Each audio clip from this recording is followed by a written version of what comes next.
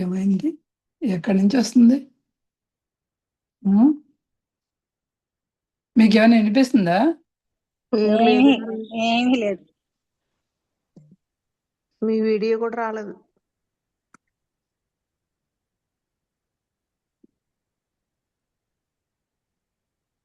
But it's showing live.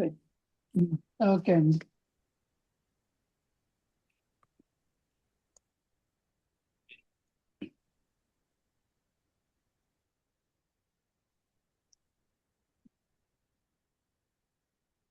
ఉమ్,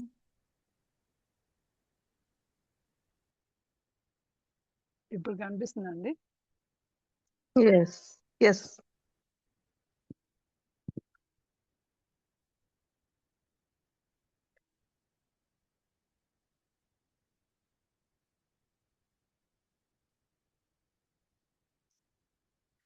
ఇప్పుడు మనం 9వ అధ్యాయం 2వ భాగం చూద్దాం. ఇప్పుడు నిన్న మనం ఎక్కడ శ్రీపాదరాజం అది ఒక వైట్ పేపర్ లాగా రావటము, వైట్ పేపర్ వచ్చేసిన తర్వాత ఆ శనగలన్నీ కూడా శ్రీపాదరాజం శరణం ప్రపద్య అని చెప్పేసి ఇట్లా అవుతాయి కదా, అంతవరకు చూసాం మనం ఇక్కడ.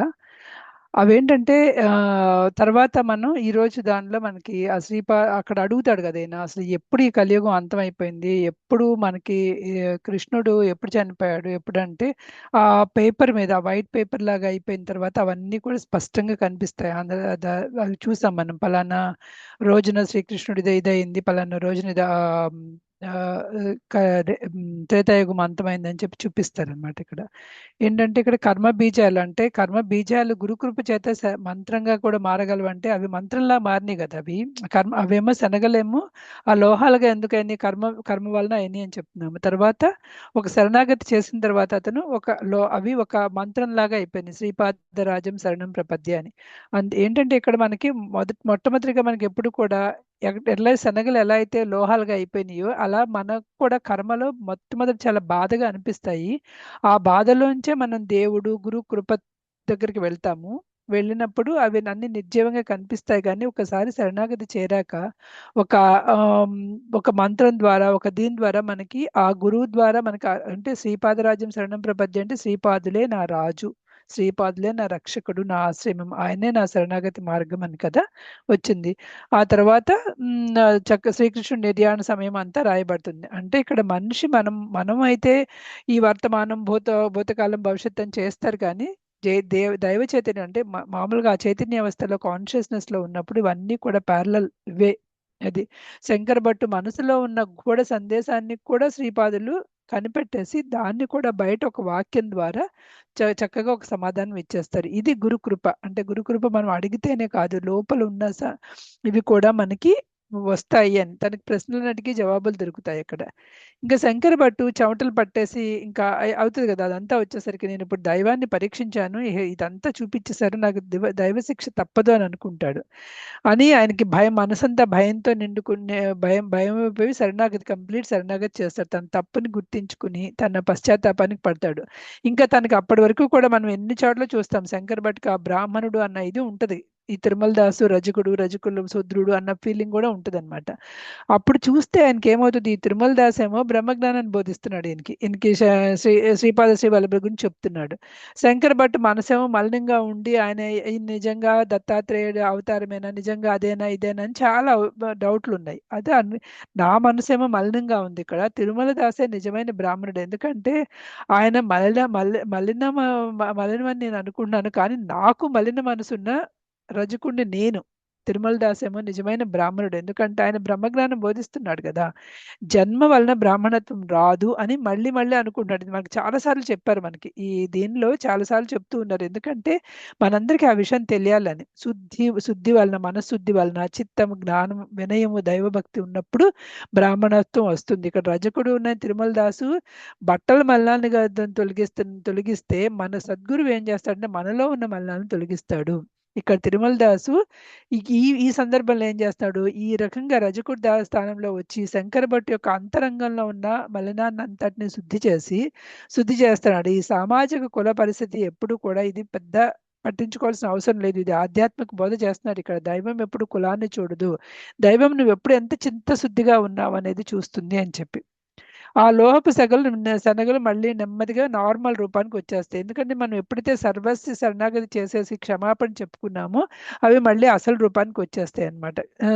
అంటే ఏంటి, దానికి అర్థం ఏంటి, శ్రీపాదులు శంకర భట్టుని క్షమించారు. ముందు అవి కర్మబీజాలుగా ఉన్న తర్వాత అవి మళ్ళీ నార్మల్గా వచ్చేసినాయి. గురువు శిష్యుని తప్పును బట్టి ముందు చూపిస్తాడు, అరే నువ్వు తప్పు చేస్తున్నావురా అని చూపించి ఒక శిక్షించి తర్వాత ఆ శిక్షణలాగా చేసి శరణాగతి అయ్యేటట్టు చేస్తారు. చివరికి ఆ క్షమాపణ ద్వారా మళ్ళీ సాధారణ స్థితికి తీసుకొస్తారు.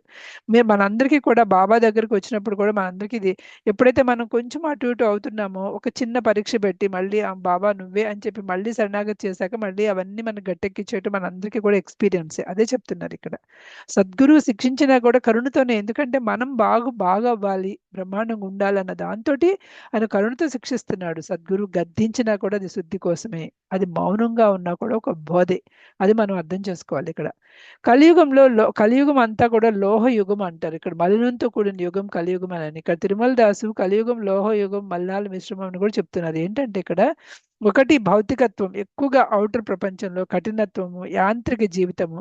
రెండోది జడత్వము, మలినత్వము, భారమైన కర్మ ఉంటుంది కాబట్టి అది అన్నారు. కలియుగంలో మనిషి మనసు కూడా కఠినంగా ఉంటుంది. సందేహాలు, బోల్ డౌట్లు ఉంటాయి, అహంకారాలు ఉంటాయి, ధనము, పేరు, ఇప్పుడు మనందరికీ తెలుసు ఎవరికి డబ్బులు ఉంటే వాడు ఎలా సంపాదించాడు అన్నది పక్కన పెట్టేసి, నా చిన్నప్పుడు ఎవరైనా చేస్తుంటే వాడు అన్యాయంగా సంపాదించాడు, వాడి సొమ్ము మనకొద్దు అనే టైప్లో ఉండేవాళ్ళు. ఈవెన్ పెళ్లి సంబంధాలు అప్పుడు కూడా నాకు తెలుసు, వాడు ఏదో జాబ్ చేస్తున్నాడు, వాడు అంత అక్రమ సంపాదనే, మళ్ళీ మన పిల్లలకి ఏమైపోద్దు అన్నట్టు ఉండేది. ఇప్పుడు అదేం లేదు కదా. ఇప్పుడు మనకి అంత డబ్బులు ఎలా అన్నా సంపాదించిన ఎలా ఉంది అన్న చూస్తున్నాం మనం ఇక్కడ. ధనము, పేరు, కులము, స్థానము, తర్కం ఇవన్నీ ఎక్కువైపోయినాయి. అందుకనే కలియుగం మలినయుగం అన్నారు. అందుకే ఈ యుగంలో నామస్మరణ, కంప్లీట్ గురువుకి శరణాగతి, సేవ చేయటం, దానము, భక్తి ఇవి మనకి అత్యంతమైన అవసరమైన మార్గాలు ఇక్కడ. తిరుమల దాసు మళ్ళీ గాడ్గే మహారాజుగా కూడా జన్మిస్తాడు అని చెప్తారు ఇక్కడ. నెక్స్ట్ తిరుమల దాసు మహారాష్ట్రలో గాడ్గే మహారాజుగా జన్మించి బాధితులు అంటే ఆ గాడ్గే మహారాజు కూడా దళితుల నుంచి మహారాజు అవుతాడు అనుకుంటా. ఆయన బాధితులు, పీడితులు, దరిద్రులు వీళ్ళందరూ సేవ చేసి ఆ సేవ ద్వారా దాన్ని బయటకు వస్తాడు. అంటే నిజమైన ఆధ్యాత్మికత ధ్యానంలో ముగియదు, ఎప్పుడు కూడా అది సేవగా ప్రవర్తించాలి.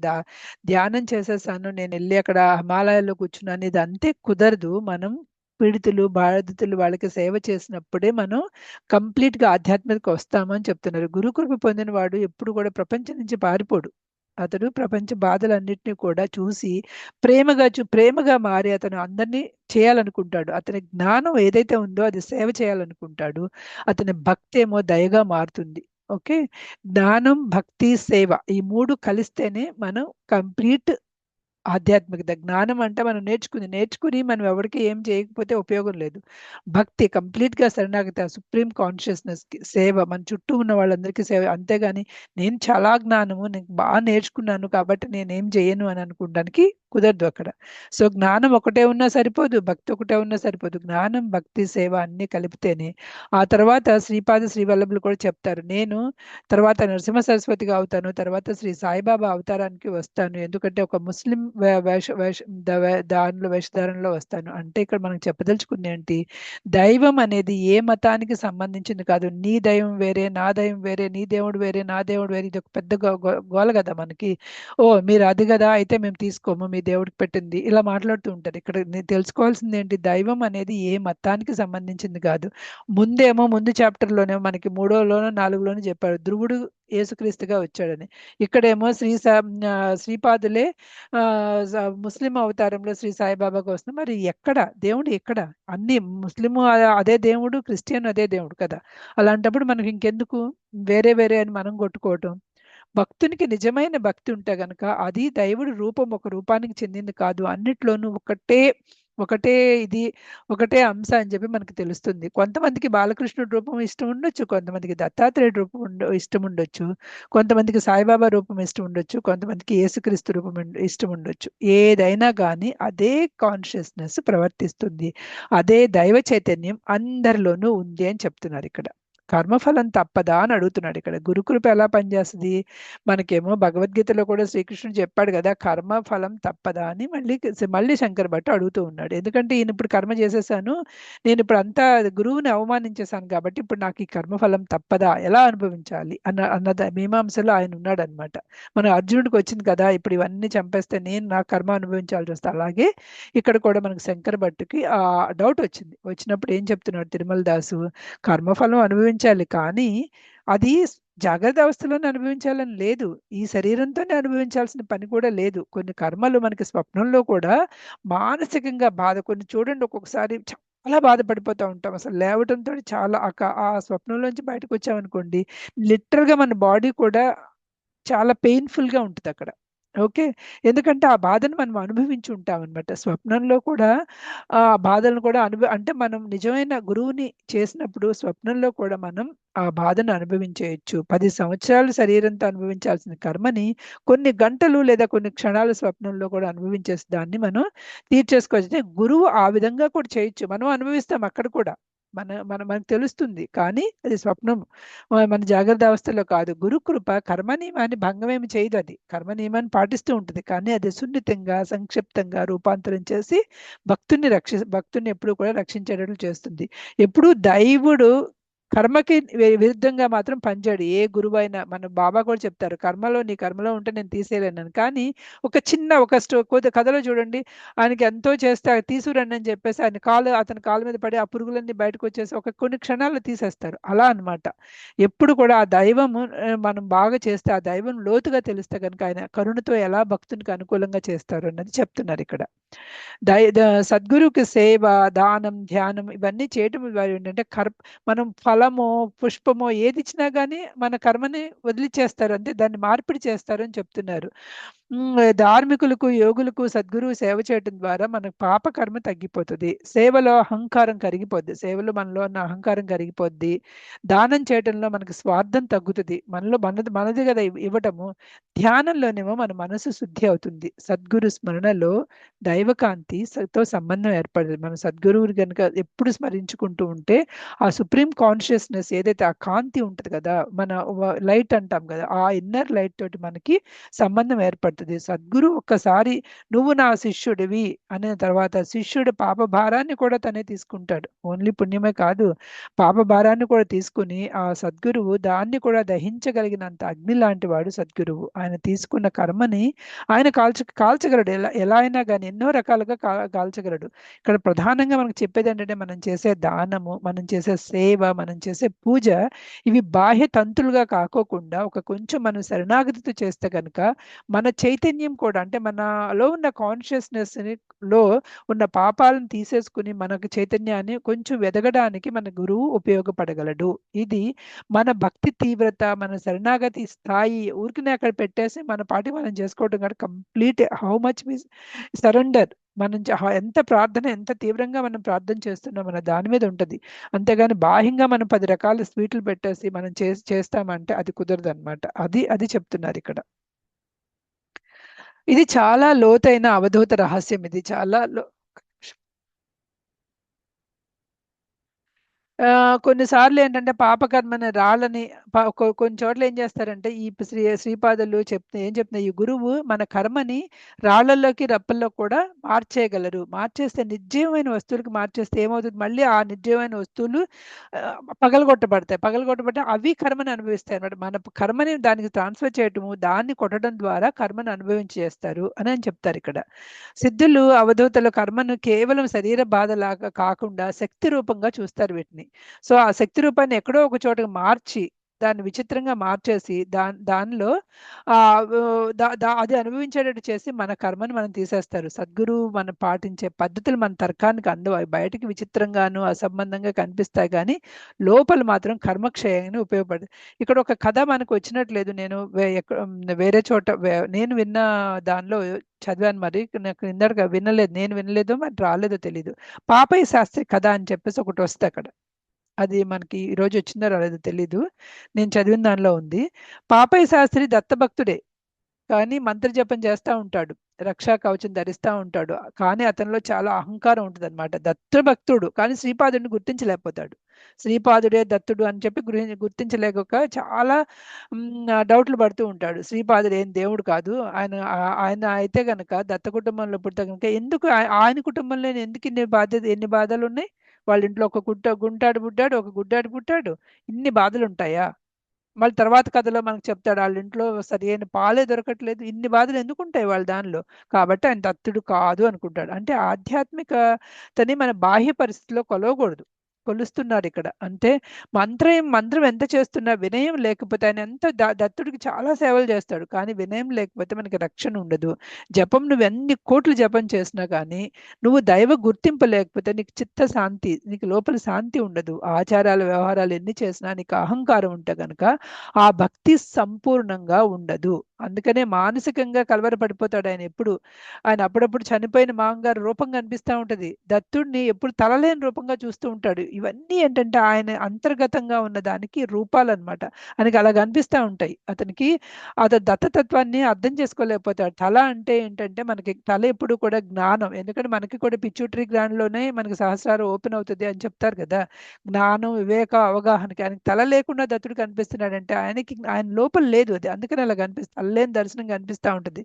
భక్తి ఉంది కానీ ఆయన వివేకం లేదు, సత్యజ్ఞానం లేదు అక్కడ. కానీ పాపయ్య భార్యకి మాత్రం గొప్ప వివేకం ఉంటుంది. ఆమె రాతిమూర్తులు ముందు కూర్చుని చేస్తున్నా కానీ అది రాతిమూర్తులు కాదు, నిజంగానే దేవుడు ఉన్నాడు అక్కడ అని చెప్పేసి అంత బాగా చేస్తుంది. అలాగే శ్రీపాదులను చూడంగానే ఈయన ఎందుకు చాలా వెలుగు పొందుతున్నాడు అని ఆయనకి శరణాగతి చేస్తారనమాట. ఆమెకేం సిద్ధాంతాలు ఇవేమీ తెలియదు, ఆమెకి వేదాంతం మాట్లాడలేదు, ఏం తెలియదు. ఆమెకి ఒక ప్రేమ మాత్రమే తెలుసు. ఆమె ఆ ప్రేమతోనే శ్రీపాదుల్ని ఆశ్రయిస్తుంది. ఆశ్రయించినప్పుడు ఏం చేస్తాడంటే శ్రీపాదులు పాపయ్య భార్యకి మీరు కొత్త ఇల్లు కట్టండి అని ఒక సూచన ఇస్తాడు. కొత్త ఇల్లు కట్టుకోండి అంటే సరే అని చెప్పి బయట అంటే వాస్తు పరిష్కారం లాగా అంటే ఇప్పుడు ఎలాగో ఇవన్నీ కనిపిస్తున్నాయి కదా, ఇది కాదు, మీరు కొత్త ఇల్లు కట్టండి అని చెప్తాడు.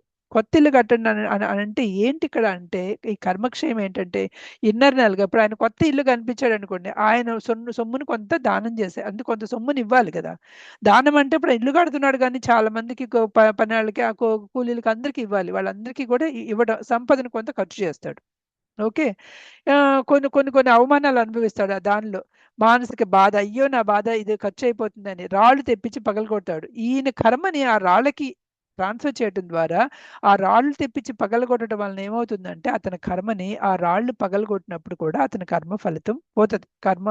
కర్మని అలా అనుభవించేలా చేస్తారనమాట. అది లోతైన మనకి ఎప్పుడు పాపయ్య శాస్త్రి భార్య అతనికి మన శ్రీపాదులకు చేసినందుకు పాపయ్య కర్మను కూడా ఆ విధంగా తీసేస్తాడు. మన కర్మ కొన్నిసార్లు డబ్బు నష్టం, అవమానం, మానసిక బాధ, శ్రమ ఇలా అన్ని చేస్తుంటే ఆయనకు కొంత డబ్బు నష్టం కూడా అవుతుంది ఆ దానిలో, ఎందుకంటే ఆయన మామూలుగా ఖర్చు పెట్టట్లేదు. ఆ విధంగా నష్టం చేపించి ఆయనలో ఉన్న బాధను పెట్టించి ఆ రకంగా ఆయన ఇంకో ఏదో బాధ రావచ్చు కానీ ఆ డబ్బు నష్టంతోనే ఆయన గురువు తీర్చేశాడనమాట. అతి పెద్ద ప్రమాదం ఆయనకు ఉండుండొచ్చు కానీ చిన్న చిన్నవి చేసేసి ఆ శుద్ధిని, ఆ కర్మను శుద్ధి చేసేసి ప్రక్రియ చేశాడు అని చెప్తున్నారు. అది మనకి గురువుని ఆశ్రయించినప్పుడు మనకు వచ్చేదండి. అలాగే దేవుని కృప, భక్తుని మనోభావం. ఇప్పుడు ఇక్కడ ఈయనకి మధ్యలో ఇక్కడ మనకి ముందు చెప్పినట్టు ఈయనకేమో ఆ ఏమవుతుంది మనకి పాలు సరిగ్గా ఉండవు అని చెప్పి నెక్స్ట్ కథలో ఉంటుంది కదా. పాలు సరిగ్గా ఉండదు, ఏం చేయాలి? ఈయనేమో మనకు గవ్వుకుని వెళ్ళి అడగరు. ఆయన అప్పలరాజు శర్మ ఎవరిని అడగరు, ఎవరి దగ్గర తీసుకోరు. ఒక 2 ఏళ్లలోనే మనకి ఆయనకి 2 ఏళ్లలో మాత్రమే చేస్తాడు ఆయన. ఆ 2 ఏళ్లలో వాళ్ళు ఏమైనా కొంచెం ఎక్కువ డబ్బులు ఇవ్వకపోయినా ఈయన తీసుకోడు. ఈ సుమతి మాత్రం పేరెంట్స్ ఏమో చాలా గొప్పగా ఉన్నవాళ్లే, కానీ వాళ్ళ దగ్గరికి వెళ్ళి ఈయన డబ్బులు తీసుకోడు. వాళ్ళు కూడా మంచి వాళ్లే కదా, కొంచెం వాళ్ళ దగ్గర నుంచి మనం తీసుకుంటే నష్టమేమి ఉండదేమో, మనం అడుగుతానన్నాడు, కానీ ధర్మం ప్రకారమే తీసుకుంటాను అంటాడు ఇక్కడ. ఓకే, ధర్మ ప్రకారమే తీసుకుంటాను నేను, లేకపోతే తీసుకోనని అంటే ఇప్పుడు ఆయన వెళ్ళి అడుగుతాడు. అడిగితే ఆ దత్తావతారమే అయినప్పుడు మన కర్మ ఎలా మన కర్మ ప్రభావం ఈయనేమంటాడు అప్పలరాజు శర్మ, అవును మరి ఆయన దత్తావతారం అయితే శ్రీపాదుల వారు ఆయనే చేసుకుంటాడు, లేకపోతే ఉన్న ఆవునే ఇంట్లో ఉన్న ఆవుకే మంచిగా వచ్చేటట్టుండే, లేదా నీకే క్షీర సమృద్ధి వచ్చేలా చేసేవాళ్ళు కదా, చేయలేదు అంటే మనం ఏదో నేను ఎన్ని నియమాలు ఉన్నా నేను సృష్టిలో ధర్మాన్ని పాటించే నేను తీసుకుంటాను అని చెప్పి అంటాడు.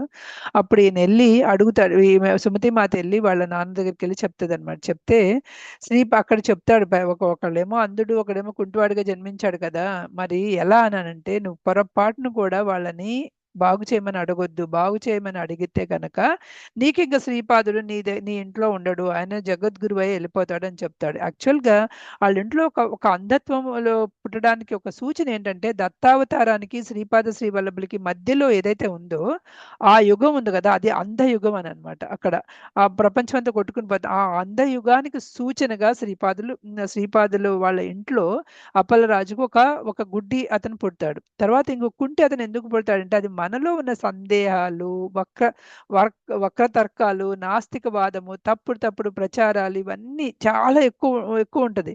సో వీటన్నిటికీ సూచనగా కుంటి అతను పుడతాడనమాట. వీళ్ళ ఇంట్లో ఒక గుడ్డి ఒక కుంటి పుట్టడానికి ఒక అర్థం ఏంటంటే అది. అతను ఎప్పుడైతే శ్రీపాద శ్రీవల్లభుడు వాళ్ళ ఇంట్లోంచి వెళ్ళిపోతాడో అప్పుడు వీళ్ళిద్దరిని బాగు చేస్తాడు. అది మనకు కూడా తెలుసు, మనకి తర్వాత కథల్లో మనం చదివాం కదా. శ్రీపాదుని పొందాలంటే మనం ఈ ఈ రెండింటిని మనం నుంచి తెలుసుకోవాలంటే ఏంటంటే శ్రీపాదుడి కృపని పొందాలి అనుకుంటే మనలో ఉన్న జడత్వం, అజ్ఞాన అంధకారం తొలగించుకోవాలి. సందేహాలు, వక్రతర్కాలు, మానసిక తడబాట్లు ఉండకూడదు. ఈ అంధకారం తొలగిపోయి మనసు సూటిగా మనం గురువుకి శరణాగతి చేసినప్పుడు మాత్రమే మనకి ఆ గురు కృప వస్తుంది.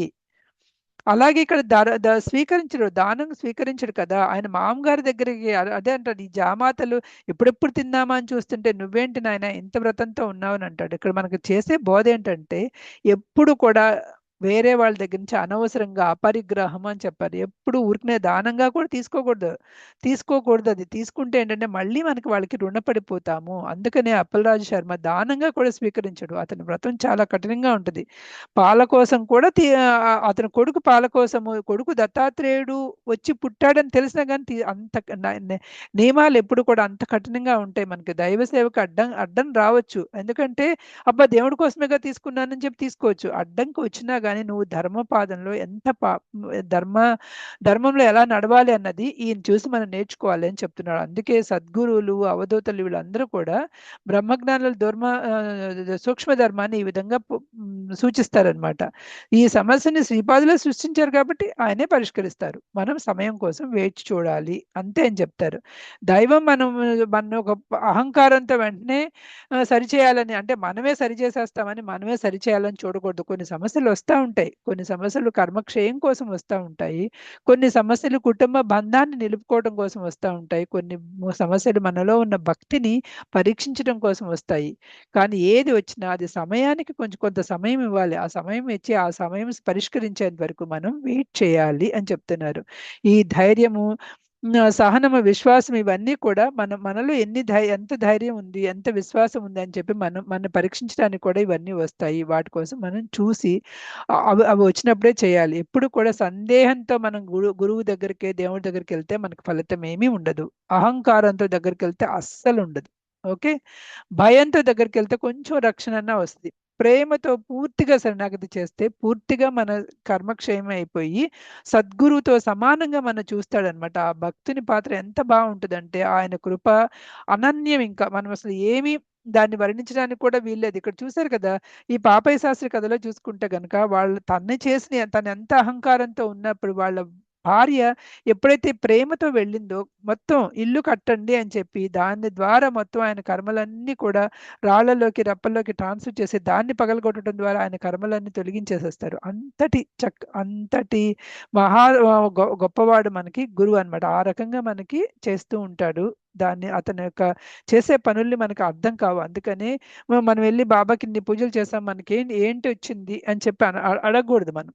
ఎందుకంటే ఆయన మన కర్మల్ని ఎంతో పెద్దదాన్ని మనం ఏ రకంగా తీసేస్తున్నాడో మనం వెయిట్ చేయాలి. అది మనకు చెప్తుంది ఇక్కడ చెప్పేది ఏంటంటే శ్రీపాదుడు దత్తుడే మనకి ఆ దత్తుడు అవతారమే శ్రీపాదులుగా అన్నది మనకి మరీ చెప్తూ ఉన్నారు ఈ చాప్టర్లో అండి. అది ఇప్పటికీ ఇక్కడ ఆపుదాము. రిమైనింగ్ రేపు చూద్దాం ఇక్కడ. ఓకే.